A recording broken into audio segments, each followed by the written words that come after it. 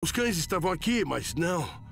Um cão geralmente late quando outro animal entra, mas não latiram. Não ouvimos nada, nada mesmo, porque o curral era aqui e a gente morava lá.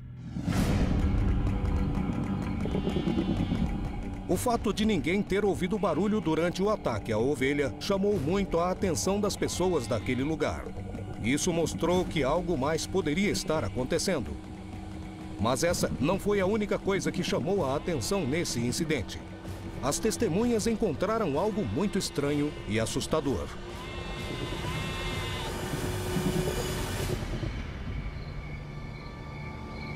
Quando uma ovelha é mordida por um cão, sai muito sangue e o sangue suja a lã. Mas não havia nenhuma gota de sangue porque a ovelha estava branquinha. Os fatos eram estranhos. Estava sem os olhos e sem a língua. Nós moramos aqui no campo e conhecemos os animais, como eles atacam e principalmente como os animais ficam. Sim. Quando são comidos. Mas um animal que ataca e come só os olhos, isso nunca tínhamos visto. O que eu quero descobrir é o que esteve aqui. Porque a gente estava lá dentro e essa coisa entrou no curral. Inclusive, eu fiquei 2 noites aqui para tentar ver alguma coisa, mas nada. Amanheceu e tudo normal. Ficamos curiosos para saber que animal matou nossa ovelha. Aconteceu isso com vários animais aqui na região. Algumas pessoas passaram pelas mesmas experiências que eles. Os moradores das regiões fronteiriças denunciaram experiências parecidas e rapidamente a mídia começou a divulgar essas notícias, o que despertou o interesse das autoridades e da comunidade científica. O que estava acontecendo naquela região? Por que surgiram tantas denúncias de animais mutilados? Poderiam ter sido predadores locais ou se tratava de outra coisa? Esse padrão se repetiu por toda a República Mexicana. Os meios de comunicação noticiaram aos 4 ventos quantas cabeças, quantas ovelhas tinham morrido na noite anterior. Mas os cientistas jamais concordaram com a ideia de que se tratava de um ser estranho. Para eles, as regiões onde os ataques tinham acontecido eram determinantes, já que esse foi justamente o que causou desconfiança nos investigadores OVNIs. As mutilações tinham acontecido na cidade de Vitória, na cidade de Obregón, em Sonora, em Sinaloa, no estado do México e Chiapas. Calculando as distâncias, que são um pouco mais de 3.000 quilômetros, se o animal apenas voasse, seria necessário uma velocidade de mais ou menos 200 quilômetros por hora para percorrer tudo isso. Segundo o jornal, ele só chupa sangue à noite, então ele se locomove a 400 km por hora durante o dia. E se somarmos a isso o tempo que ele deve demorar para atacar a ovelha e sugar todo o seu sangue, bom, é um animal que voa à velocidade de um jato. Mas não é um jato qualquer, é um jato supersônico. As explicações mais céticas não conseguiram convencer as testemunhas, que tinham certeza do que tinham visto. Disseram que era um animal com uma tromba muito comprida, com asas, com um rabo gigante. Os relatos das testemunhas coincidiam nas descrições. Se tratava de um engano? Estavam diante da presença de um animal já identificado, mas incomum para a região? Ou realmente era algo desconhecido? E quando analisamos todos os casos que aconteceram ao norte da República Mexicana, os casos que aconteceram na região central e no sudoeste, vemos que é o mesmo padrão e o ser é descrito praticamente da mesma maneira. Um ser de meio metro, outros garantem que tinha 1 metro e que às vezes atacava umas 30 a 40 ovelhas. Não dá para explicar de um ponto de vista biológico. Se chupou o sangue de mais de 20 ovelhas, e cada ovelha tem 3 litros de sangue, são 60 quilos dentro do estômago. Um animal com 60 quilos dentro do estômago deve pesar 100 quilos. E para um animal de 100 quilos levantar voo, precisaria de asas com cerca de 500 metros. Além disso, com os ossos que fossem de titânio, porque senão quebrariam por causa do peso deste animal. As hipóteses científicas parecem esgotar as possibilidades de se tratar de um animal conhecido. Mas como conciliar o que foi visto pelas testemunhas, os ataques e as análises dos cientistas? Também devemos lembrar que esses ataques acontecem geralmente em comunidades muito afastadas das grandes cidades e talvez não tenha sido um, e sim muitos animais que atacam aquela região. Chegaram à conclusão que poderiam ser mordidas de cão, mas não havia poças de sangue. A temperatura local era de 45 graus. Quer dizer, todo o sangue tinha coagulado por causa do forte calor que fazia na região. A comunidade científica tinha dado seu veredito, mas os investigadores e as testemunhas continuavam com algumas dúvidas. Por que os cães atacariam tantos animais e em regiões diferentes ao mesmo tempo? Por que não deixavam pegadas e nem latiam? Por que os urubus não se aproximaram? E o que existe por trás dessas histórias? Para mim, é um desses mitos produzidos em momentos de crise social. Tudo isso surgiu num momento de crise muito particular. Quando estamos passando por uma seca extremamente severa, principalmente na região norte, com a morte de muitos animais. O problema é quem arca com todo esse prejuízo, de certa forma. Se essas mortes forem atribuídas aos chupacabras, por exemplo, talvez o governo acabasse arcando com todos esses prejuízos. Esse animal que ataca é um animal muito incomum. Nunca vimos um animal desse tipo. Os cientistas têm razão? Os pesquisadores têm razão? Em cada região existe uma explicação diferente para esses ataques. Ninguém consegue descobrir o que é. A única certeza é que os animais continuam aparecendo mortos em circunstâncias totalmente estranhas.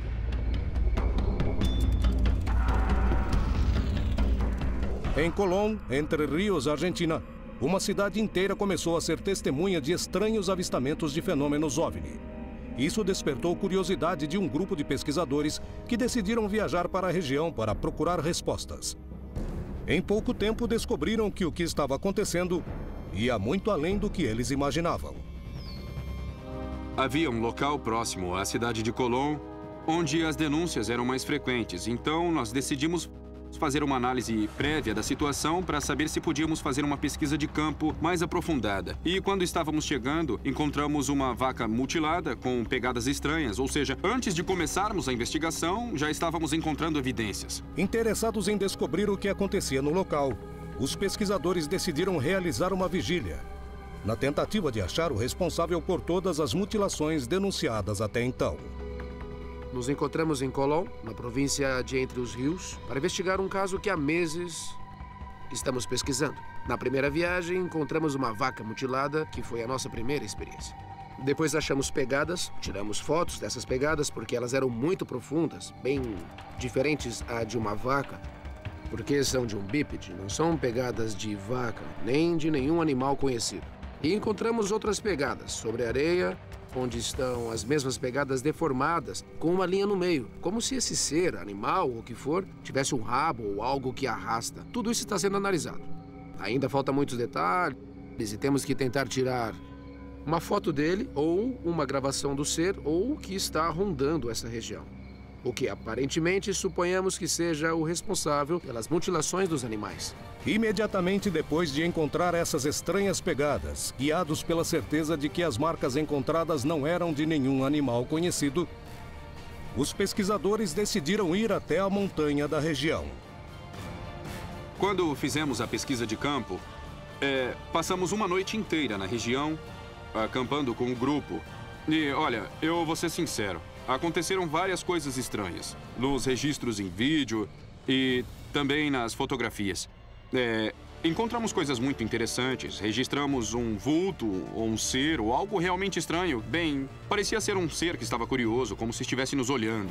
As câmeras digitais têm uma particularidade. Registram a frequência de luz que nós não vemos. E assim podemos vê-las.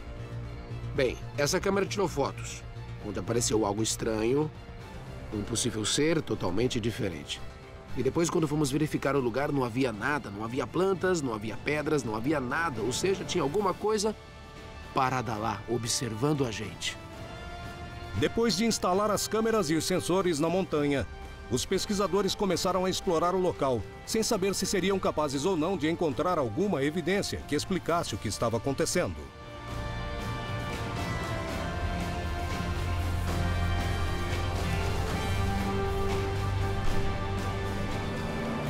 Bem, chegamos na região da montanha. Então, vamos nos dividir. Martim para um lado, Júlio para o outro. Dividam-se. E vamos ver o que acontece. Rapazes, aqui tem alguma coisa! Tá se movendo!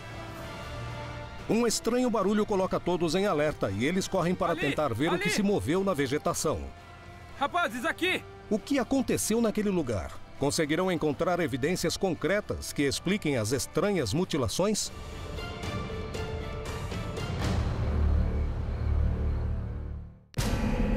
Desde o ano 2000, a região de Colón, Entre Ríos, Argentina, tem sido um lugar onde acontecem frequentes denúncias de avistamentos e fenômenos OVNI. Atraídos por essas histórias, um grupo de pesquisadores se dirigiu ao lugar onde encontraram animais mutilados. Depois de analisá-los, encontraram indícios de que algo estranho estava acontecendo e que os ataques não podiam ser explicados pela ação de algum animal daquele local. Dispostos a encontrar evidências irrefutáveis, os pesquisadores voltaram para a região, utilizando câmeras e sensores para tentar descobrir o que realmente aconteceu. No meio da vigília, identificam alguma coisa entre os arbustos e correm até o local.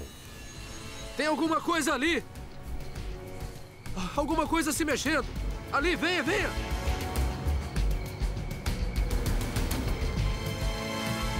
Cuidado.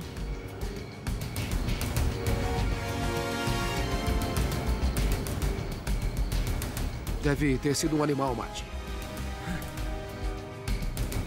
Lá em cima, lá em cima! Vamos!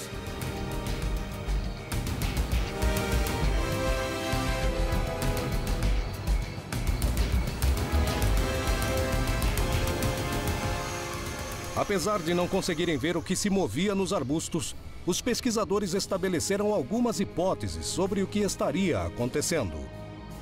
Estava lá em cima. Não, pode ser um pássaro. Existem muitos pássaros noturnos nessa região. Era muito grande. Bom, Martim, um dos pesquisadores, viu algo se mover entre os arbustos. Então, viemos todos correndo para tentar ver o que era, mas não conseguimos ver. Bem, há suspeitas. Pelo menos na região da República da Argentina e também de que houve muitas experiências genéticas realizadas pelos norte-americanos na região da Bolívia e Paraguai. E alguns desses laboratórios foram destruídos porque os experimentos que eles estavam fazendo fracassaram. Acreditamos que é uma região que devemos continuar investigando muito. Os fatos ocorridos em Colón ainda não possuem uma explicação, mas ainda há muito o que investigar nessa região. Tentando desvendar o que se esconde atrás dessas histórias de mutilações e aparições de seres. Estamos diante de fatos que poderiam ser explicados por algum fenômeno natural? Ou se trata realmente da presença de seres de outro planeta? As histórias se multiplicam. As pessoas denunciam casos onde a ciência não consegue explicar todos os detalhes. Alguns deles afirmam terem visto seres estranhos. Mas as evidências também não explicam claramente o que são seres de outros planetas. O que se esconde por trás desses eventos? O OVNI é um termo inventado pelo governo no início da década de 50 e final de 40 como parte do esforço de manter o interesse das pessoas longe desses fatos. O governo sabia, pelo menos o governo americano sabia, que havia extraterrestres aqui. Não temos que dar importância ao sensacionalismo e aos pré-julgamentos sobre esse fenômeno. Eles contaminaram tudo, a ponto de que o fenômeno em si, que insisto, é um fenômeno a ser analisado, já esteja associado aos contatos com abduções com extraterrestres da antiguidade. É uma série de condições que tem mais a ver com a ficção científica do que com a investigação sobre o fenômeno OVNI. O OVNI é uma sigla usada para ridicularizar o assunto e torná-lo sempre ambíguo. Se não for identificado porque é importante, o fato é que sempre tem a ver com extraterrestres. Acho que se nós tivéssemos tecnologia suficiente para saber quem está pilotando os OVNIs, ainda assim não saberíamos exatamente de onde eles vêm. Acho que não há certeza de quem são essas criaturas que aparecem em naves e nos visitam de vez em quando.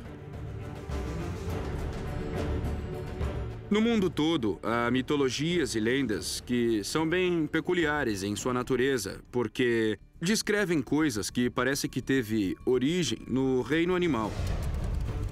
No entanto, quando se olha mais de perto,